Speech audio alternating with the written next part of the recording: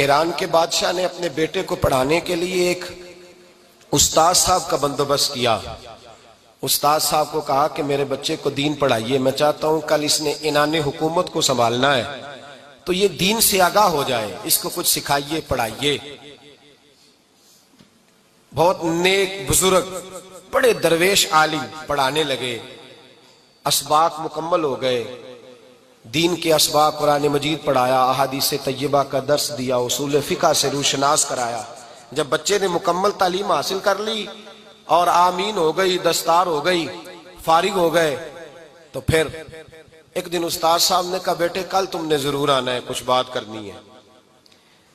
شہزادہ گیا ملنے استاد صاحب سے، استاد صاحب نے کنڈی لگا لی، ہاتھ میں درہ پکڑ لیا، مار مار کے پورے وجود کو زخمی کر دیا، کوئی غلطی نہیں، کوئی بات نہیں، مارا۔ اب بچہ آیا آ کے بادشاہ سلامت سے کہا کہ ابا جی سمجھ نہیں آئی، بڑا مارا ہے استاد نے۔ تو سیانے تھے نا بادشاہ، یہاں تو قاری صاحب روز کٹہرے میں کھڑے ہوتے ہیں، مولوی صاحب آپ نے میرے بچے کو کیوں مارا ہے؟ آپ 8,000 کے مولوی ہیں، میرا کئی کروڑ کا بچہ ہے، سویرے بدل لیں گے، خبردار آپ نے بچے کو ہاتھ لگایا۔ اپنی حیثیت میں رہے معاذ اللہ۔ جو قومیں استادوں کو کٹہروں میں کھڑا کرتی ہیں وہ ترقی نہیں کر پاتی، جو استادوں کو کٹہروں میں روز کھڑا کرتے۔ کہا ابا جی بڑا مارا ہے، تو والد بڑے سمجھدار تھے، کہنے لگے بیٹا استاد باپ ہوتا ہے، وہ زیادتی نہیں کرتا، کوئی بات ہوگی، میں تیرے استاد کو کٹہرے میں نہیں بلاؤں گا۔ اماں سے بات کی، اماں کہنے لگی بیٹا میں تیرے باپ سے کیسے بات کروں، ڈر آتا۔ وقت گزر گیا، 22 سال بیت گئے، 22 سال گزر گئے، بادشاہ کا انتقال ہوا، شہزادہ تخت پہ بیٹھا، پہلا حکم یہ دیا کہ میرے استاد کو بلاؤ، پہلا حکم۔ استاد جی بوڑھے ہو گئے تھے، چھڑی کے اوپر ٹیک لگا کے آئے اور بھویں سفید ہو کے جھک گئی تھیں، یوں آنکھ کھول کے بڑی مشکل سے دیکھا، کہنے لگے شہزادے حکم ہو۔ کہا میں شہزادہ نہیں، اب میں بادشاہ بن گیا ہوں۔ استاد جی 22 سال بیت گئے، آپ نے مارا تھا، پر وہ درد چونکہ زیادتی کی تھی، میرا قصور کوئی نہیں تھا، تو نہ میری روح سے درد گیا ہے نہ میرے جسم سے گیا ہے، میں بے اختیار تھا، پوچھ نہیں سکتا تھا، آج با اختیار ہوا ہوں۔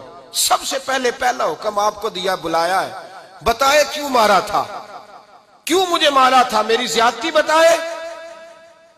تو استاد، بوڑھے استاد کی آنکھیں آنسوؤں سے بھر گئیں، کہنے لگے بیٹے بس آج کے دن کے لیے مارا تھا، یہ جو دن آ گیا نا میری زندگی میں اس لیے مارا تھا، یہ میں چاہتا تھا میری زندگی میں وقت ہے، آج کے بس میری مراد پوری ہو گئی۔ کہا صاحب کس لیے، مجھے بھی سمجھائیں۔ آپ فرمانے لگے کتنی دیر ہو گئی تجھے مار کھائے ہوئے، کتنا زمانہ بیت گیا؟ کہنے لگا 22 سال۔ فرمایا زخم بھولے تو نہیں، درد ختم تو نہیں ہوئی، تمہیں بات ایک منٹ کے لیے بھی تمہارے حافظے سے محو تو نہیں ہوئی؟ کہا استاد جی روز رات کو یاد آتی، روز خیال آتا تھا۔ استاد کہنے لگے بھائی تو بے اختیار تھا، پوچھ نہیں سکا، 22 سال تجھے یاد رہا، مجھے پتا تھا تو ایک دن حکمران بنے گا، میں نے تجھے اس لیے مارا تھا کہ بیٹے یاد رکھنا، کسی پہ ظلم نہ کرنا، اگر تجھے 22 سال تک یاد رہا ہے تو جس پر تو ظلم کرے گا اسے بھی قیامت تک یاد رہے گا، اور یہ یاد رکھنا تو آج با اختیار ہوا تو تو نے مجھے بلا لیا ہے، قیامت کے دن غریب با اختیار ہو جائیں گے، مظلوم با اختیار ہو جائیں گے، وہ با اختیار ہوں گے للہ الواحد القہار، رب کریم کی بارگاہ کے اندر ان کا اختیار ہوگا، اکیلے اللہ کی حکمرانی ہوگی، پھر وہ بلائیں گے بڑے بڑے کج کلا، دنیا میں جن کی پگڑیاں اونچی تھیں وہ سر جھکائے کھڑے ہوں گے، دنیا میں جو ڈکٹیٹر بنتے تھے ان کی پشتیں لال ہوں گی، ان کو غدار لکھا جائے گا، قیامت تک نہیں بھولے گا۔ ظلم کرنا تو سوچ سمجھ کے کرنا، اتنا کرنا جتنا تم سہ سکتے ہو، اتنی زیادتی کرنا جتنی قیامت میں تم برداشت کر سکتے ہو۔